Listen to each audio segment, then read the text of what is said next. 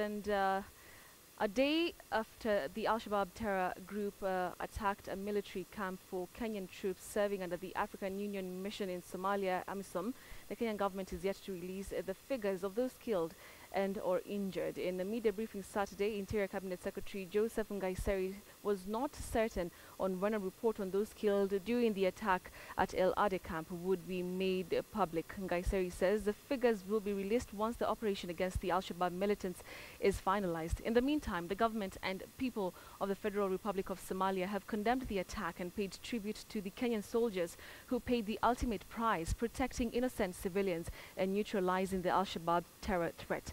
Party Kamimo reports.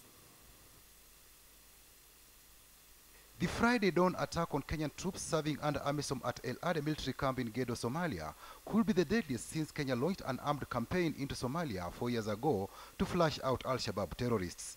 A statement by the military spokesman Colonel David Obonyo shows the attack happened Friday at 4 in the morning. According to Reuters, the Al-Shabaab spokesman says the suicide car bomber rammed the gates of the military camp before detonating the vehicle. Then heavily armed militants immediately attacked, spraying bullets indiscriminately. The Kenyan troops quickly counter-attacked to repulse the enemy. A fierce exchange of fire ensued. The intense battle between the Kenyan soldiers and the militants continued for over 8 hours Friday.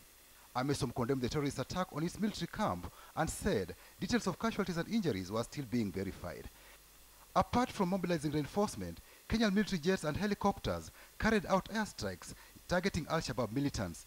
Interior Cabinet Secretary Joseph Ngaiseri was expected to give an update on the dead and injured, but he was elusive. I'm talking from Mombasa. I can't precisely tell you 1, 2, 3, 20, 30, 40.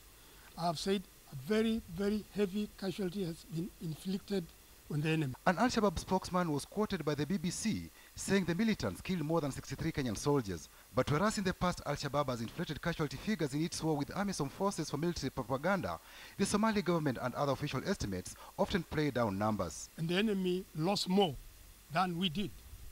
But that statement will come from once the operation is fully completed. Ngaiseri says the injured soldiers have already been evacuated back into the country and expressed confidence that Kenya will win the war on terror. In the meantime, Somali Minister for Foreign Affairs Abdurrahman Duale Saturday morning hastily cancelled a media briefing at the Somali embassy in Nairobi. The minister was to update the media on the attack. But the Federal Republic of Somalia later released a statement condemning the attack on AMISOM soldiers by the Al-Shabaab terrorist group. The Somali federal government said it shares the painful loss of the people and government of Kenya, whose sons and daughters in uniform bravely came to return hope and stability to Somalia.